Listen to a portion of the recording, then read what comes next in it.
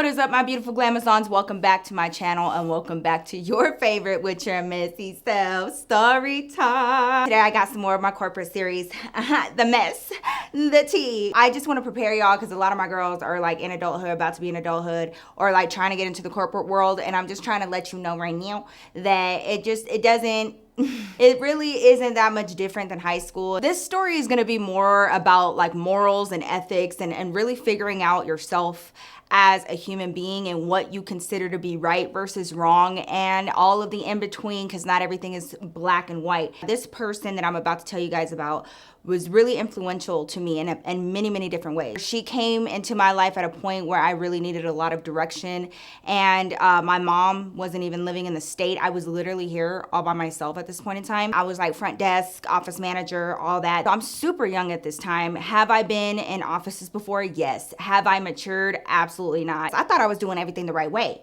until one day came around. This new lady got hired, and I mean, I call her a lady, but she was actually very young. She was probably 26, 27 years old. She like had a really cute style about her, big smile. You know, I'm at the front desk. I come into contact with everybody. So I had to deal with all the, interviewees. And she was by far just like her presence, her aura, her vibe, girl. It was just like, And she even came in something similar to this. It wasn't hot pink, but it was like a colorful full suit. It's very different from what everybody else was doing. She was different. I was like crossing my fingers that she would get hired. She was going to be directly under the executives. I forgot what department she was going to be in.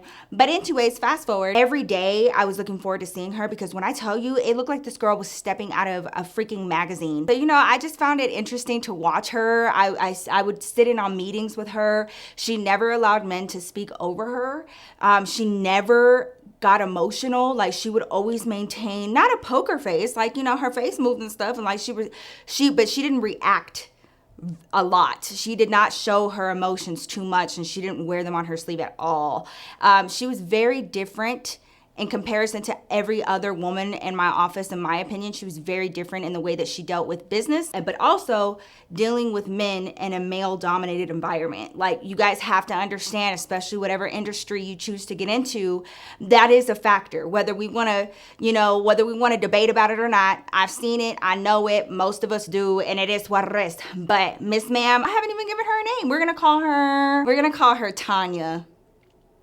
Yeah, we're gonna call her Tanya. We chit chat, and all of a sudden we were stopping each other in the break room and, catching each other up on the tea. One thing about Tanya was that she was not about to be tied down by no man. She was single, ready to mingle, loving every minute of it. She always had new stories of dates that she was going on and new men that she was, scouting. She would literally be like, oh yeah, I saw this guy from the bank and I think he works across the street. And so like, I'm gonna see if I can go find him out there and maybe we can have like a quick bite of lunch. Like, her amount of confidence, she would literally go out with the intention of finding a man that she had seen days prior and have the intention of going out there, having lunch with him. And most of the time when she shot her shot, she made it. She was cool with having these conversations with me, but literally she did not get close to anybody else in the office.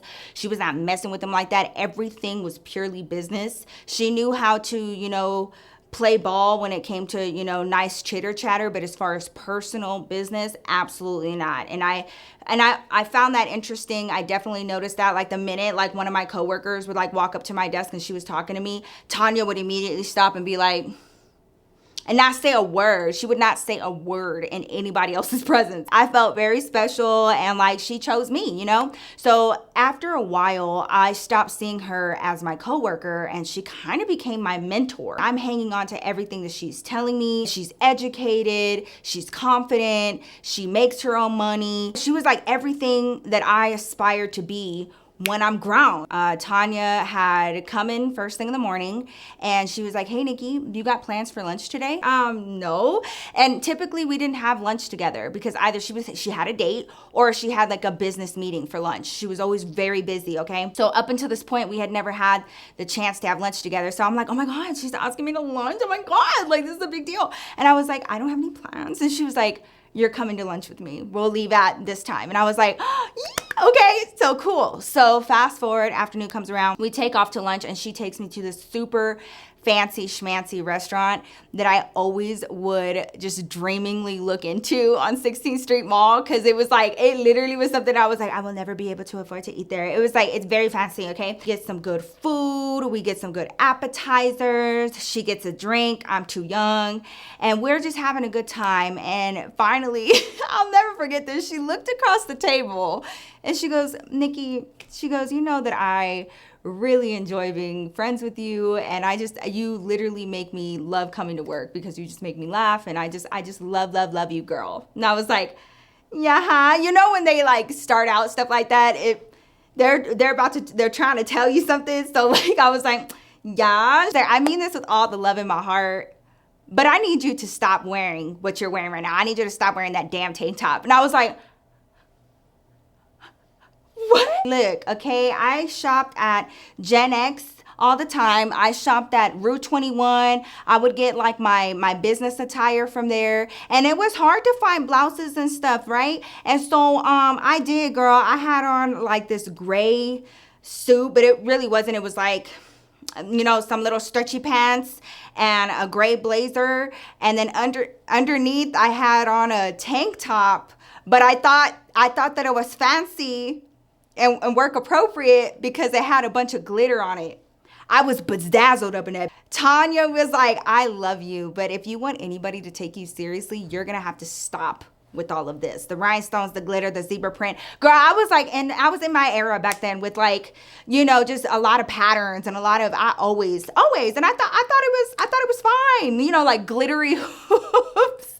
Like I knew what to do in the interview, but once you hired me, girl, like I'm fresh out of high school, bitch. Like I was fresh out of like boots with the fur times. You know what I'm saying? Like, okay, I need you to reel it in. So she starts teaching me the basics. And when it comes to like being in the position that I was in at that moment, yes, I had my mom, but my mom had her whole life. She's back and forth to New York. Like my mom's always been on a move. You know what I'm saying? Y'all know Mama Glamour. You kind of are at the mercy of other people's kindness to, you know, give you some tips and you know, instruct you and guide you. And I was like, this was the first time that anybody took the time out of their day to actually invest and like, you know, knowledge into me. And so I was like, I didn't take it personal. I didn't take offense. And she made that very clear. She was like, I don't want you to take offense. She was like, speaking of, and she starts giving me some really good pointers. Number one, you know, how you dress is, you know, as much as we hate it, how we dress dictates how the world treats us, okay? So if you want to feel like a boss-ass bitch, you need to start dressing and having a boss-ass bitch mentality and carrying yourself as such, okay? Now, if you want to be out and razzle-dazzle out with your girlfriends, that's what you do. But in the office, we don't do that. We don't do that, okay? We keep it simple. We keep it classy. And then secondly, on top of that, keep it classy. Do not be overly emotional, you know? And so I start kind of debating with her, and I was like, so you're saying that they could just do whatever they want to do to me and I can't react? And she goes, you can react later. She was like, but in their presence, you need to keep it together, keep your head on straight, and make sure that you are communicating effectively so that they know that you are not running off of pure emotion. Because at that point, it just negates everything that you're trying to say and every move that you're trying to make. This is where she had to have the real last talk with me. And she was like, as a woman in the workplace, especially, your emotions dictate whether or not they will trust you with projects and trust you with more responsibilities. That's what women have been fighting since the beginning of time. Having control over your emotions set you apart. And it's crazy because this isn't a woman's issue. She was like, I've been working with men for many years. And the amount of them that are so emotional, make emotional decisions is crazy. She was like, long story short, we are needed in this realm. She was like, so that means you need to get your emotions together. I'm not always going to be here. There's not always going to be somebody that can come to your defense. So you're going to have to learn how to present yourself, how to carry yourself in order to be respected, especially in this realm. And she gave me some really good nuggets of knowledge, you know, in all aspects of womanhood, you know, relationships, work life, dealing with bosses, asking for promotions, things like that. And before I knew it, girl, lunchtime was over and we were headed back to the office. I'm so upset because I wanted to stay there for hours and hours and hours and hours and just pick her brain, because she was just like absolutely enthralling to me. So I go back to the office and I'm like, I am so embarrassed. After lunch, I was so embarrassed of my sequin top. And like, I was like, oh my God. Now I look back and I'm like, why would I even think that that's appropriate? Everything that she told me stuck with me. And after that, I started implementing that into my everyday life, how I carried myself, and also being very mindful of what I shared at work and like, you know, maintaining my emotions and not getting so caught up in reactiveness because, you know, it's a dog-eat-dog world. Like you got people that are trying to throw you under the bus, that are always trying to like, you know, CC you on some petty shit. Like you really, it ain't easy and it ain't for the weak, okay? Corporate arguments, girl. And in order to play the game effectively, you got to keep your emotions straight. Fast forward. And she starts coming in, and I mean glowing. And like, not that she wasn't always glowing, but this was a particular glow. And I was like, oh my God, Tanya, like what's going on? And usually when she was like super, super happy like that, it's because she was like dating a really fun guy or a really nice guy, right? And I knew that the guy that she had been talking to, they had recently stopped talking. So like now I'm seeing her and I'm like, is it somebody else? Like, who is it? She was like, you already know, bitch, I'm gonna tell you. Like, so, you know, she ends up telling me later on that day, she starts telling me about this guy.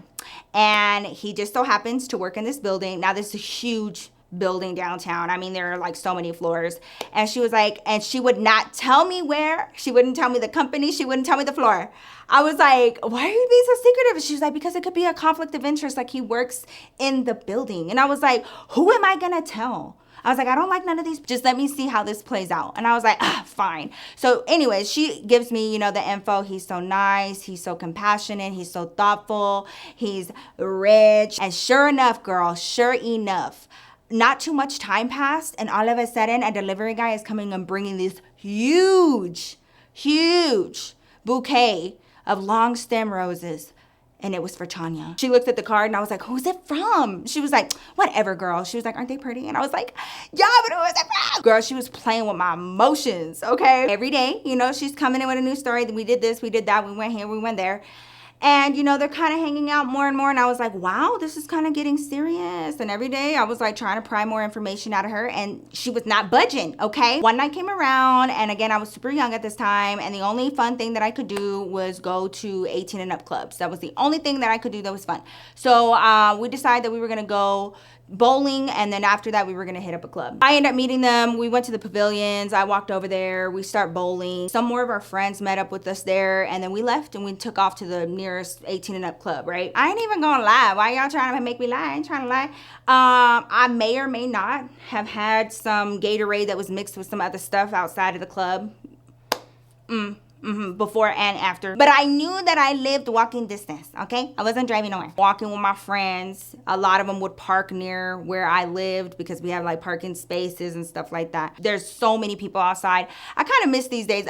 There's so many people outside, so many people walking. And on the way to like my apartments, there's a bunch of different bars and cafes and karaoke nights at these random places, you know? And a lot of them have open-ended patios, you know?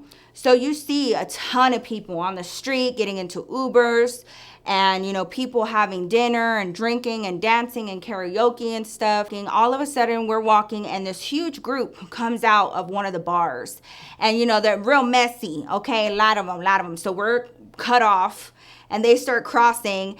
And, you know, we're just kind of sitting there. We're used to it. We're just kind of sitting there talking, waiting. I see my girl. I see my home skillet biscuit, Tanya. And she is coming out with this man.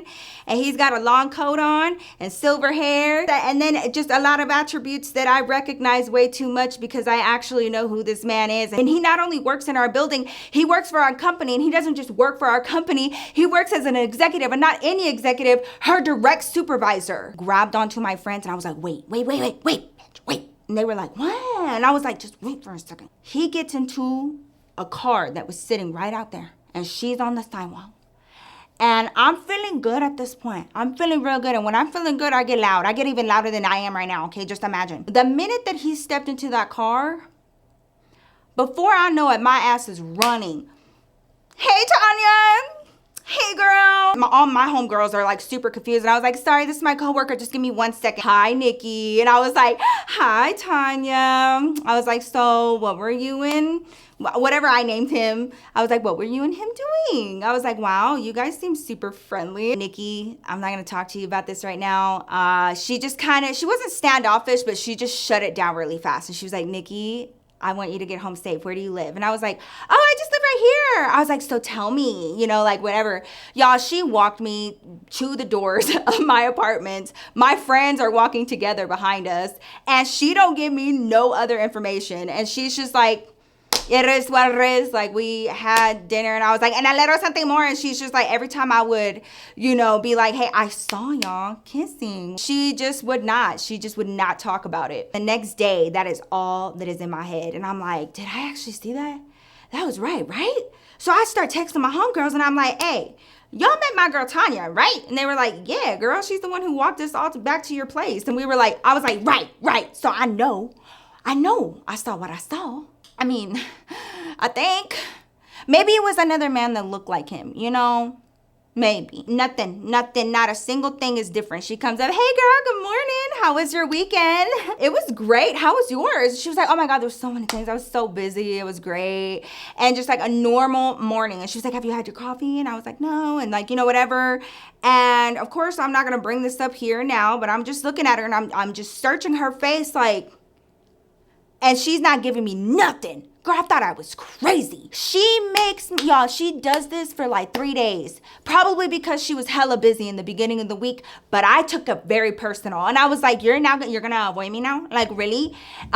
So finally, like towards the end of the week, she comes to my desk first thing in the morning. She's like, hey, you got lunch plans? And I was like, by this point I got an attitude and I was like, maybe. And she was like, don't do that. She's like, come on, you're gonna come to lunch with me. Girl, we go to the restaurant. And she sits there and she's like, all right, what questions do you have? That was him, right? Yes, Nikki. And I was like, and that's the one that you've been seeing? And he's the one who sent the flowers. That is correct. Then I asked the golden question. And I was really nervous to ask this because, again, this is not only my friend, this is my mentor. This is someone that I highly respect. But I had to. Isn't he married? Separated. I got the same stank face that you got on right now. I was like that's that's supposed to mean anything. Anybody can say that they're separated, but at the end of the day, they're not divorced. They are still husband and wife. You know what I mean? And like, I thought that then, I think that now. I've just always felt that way. And so I'm like sitting there, you are very, very young, fresh out of high school, and I don't expect you to understand any of this. And you know what? Quite frankly, it's none of your business. But here's what I'm going to tell you. Never hold the woman responsible who didn't take the vows. I understand, good person, this, that, and the third, but at the end of the day, I'm not forcing the man. If anybody has any questions, the only person that I will be willing to answer questions to about this in particular is his wife. Are you his wife? And I was like, no, but I'm, a woman. And she was like, and I tell you, she just had like this blasé, like, she put the ball completely in his court, and I understand that. But my issue was like morally and like ethic, all of that, like, you don't feel bad?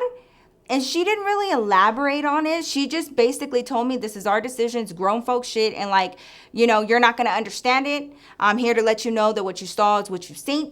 But other than that, there is no explanation. I'm not going to convince you, because at the end of the day, it's none of your business. And this was a grown ass woman talk. Grown ass women talk and conversations aren't always pleasant. Sometimes they will look you in the eye and be like, stay out my business. I'm not too positive if my level of respect for her was the same.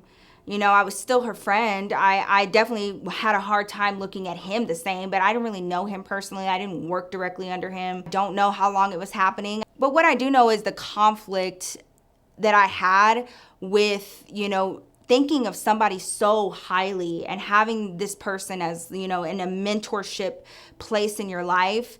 But what do you do and what happens when that person that you look up so highly to does something out of the realm of what you thought possible or what you thought that they would stand for in front of your face, and you were like, You know what I mean? Could have been because I got another job or whatever, but we really didn't talk as much or as we, like, I feel like that was definitely a shifting point.